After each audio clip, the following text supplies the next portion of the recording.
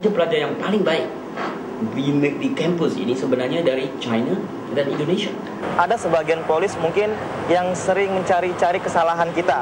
Tergantung kitanya, kalau kitanya pandai mempertahankan kita punya argumen, ya kita bisa menang. Saya kemarin itu dirompak, saya nggak pasti kenal, tapi mereka ngaku-ngakunya sebagai polisi. Mahasiswa yang seperti ini kenapa dipermasalahkan? Menggunakan kuasa mereka untuk yang tidak seharusnya.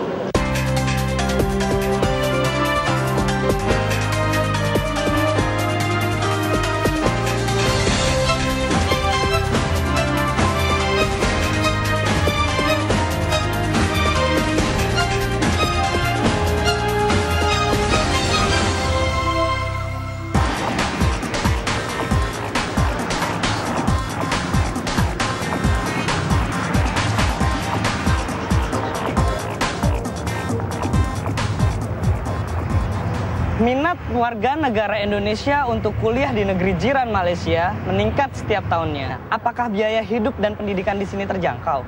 Terus, gimana perlakuan pemerintah Malaysia terhadap mahasiswa Indonesia? Pada tahun 2004, terdapat hampir 4.000 warga Indonesia kuliah di Malaysia. Kini, jumlah mahasiswa Indonesia di Malaysia telah mencapai angka 11.000 orang. Bahkan, pemerintah Malaysia menargetkan akan bertambah sekitar 5.000 orang lagi pada tahun 2009 ini. Target Malaysia untuk menarik minat mahasiswa asing juga diimbangi dengan penambahan jumlah perguruan tinggi swasta yang mencapai lebih dari 400 universitas. Kini Malaysia mulai dipercaya sebagai alternatif bagi sebagian warga Indonesia untuk mencari pendidikan berkualitas di luar negeri. Pemerintah Malaysia berambisi menjadikan negerinya sebagai salah satu pusat pengetahuan di kawasan Asia Pasifik. Ambisi itu bertujuan untuk dapat menyaingi lembaga pendidikan di negara seperti Singapura dan Australia. Upaya pemerintah Malaysia untuk menjadikan negaranya sebagai pusat pendidikan mereka wujudkan dengan membangun perguruan tinggi yang berkualitas dan dengan biaya pendidikan yang relatif terjangkau.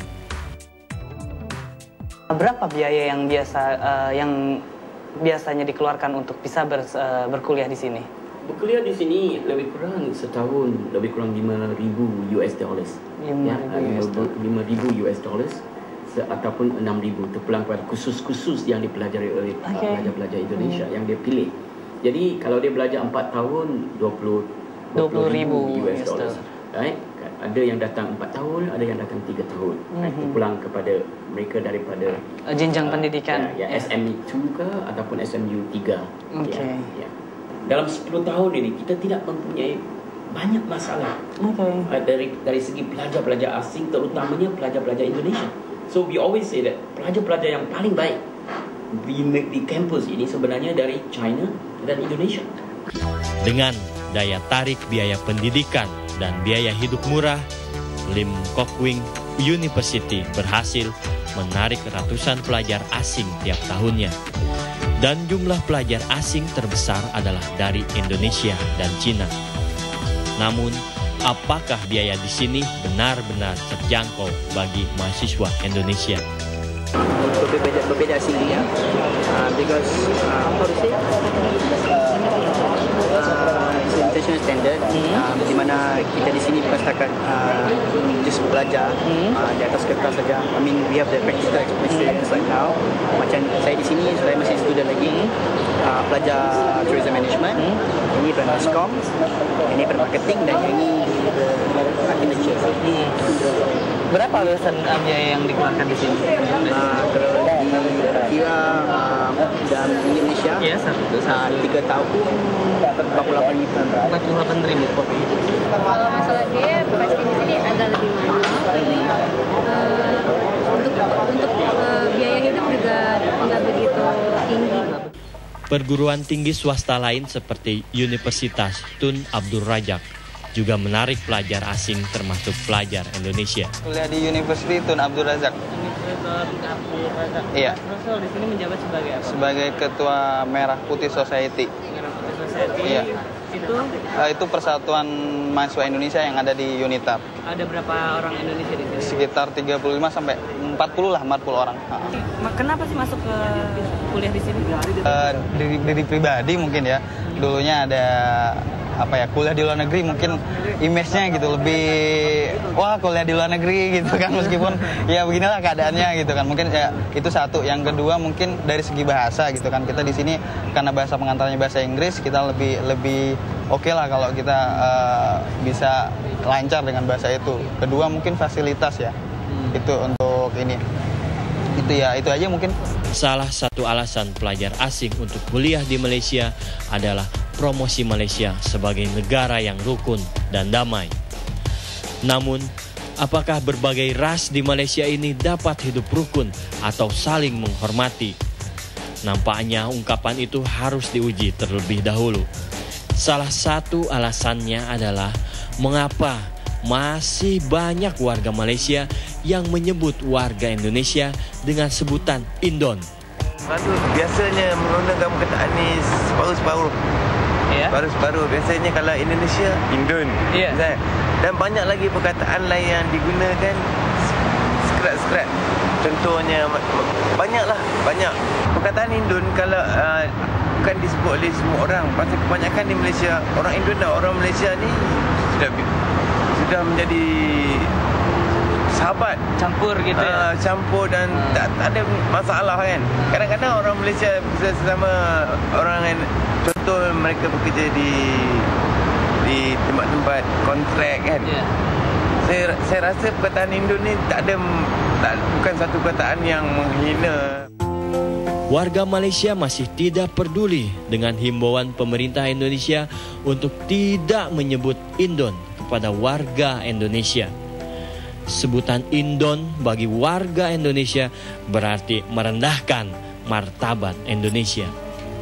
Menyikapinya tuh dengan, loh kamu itu pemenggalan Indon itu nggak ada. Indon itu nggak ada artinya.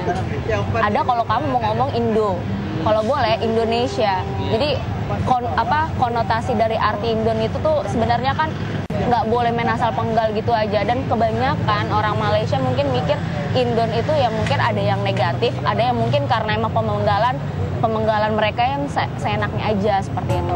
Ketua Persatuan Pelajar Indonesia di Malaysia, Irfan Sauki Beg, mencoba untuk menghilangkan persepsi negatif warga Malaysia terhadap warga Indonesia.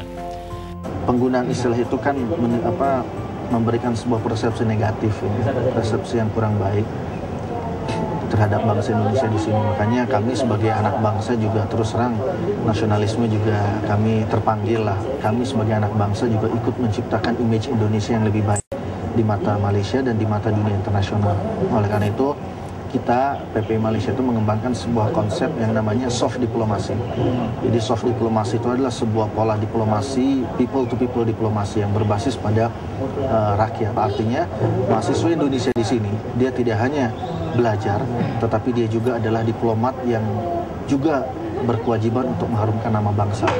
Oleh karena itu kita mengembangkan berbagai macam kegiatan-kegiatan yang dapat memberikan pencitraan yang lebih baik buat Indonesia. Itu misalnya kita membuka atau melaksanakan kegiatan-kegiatan seminar, ya, seminar yang terkait dengan kondisi regional maupun kondisi internasional.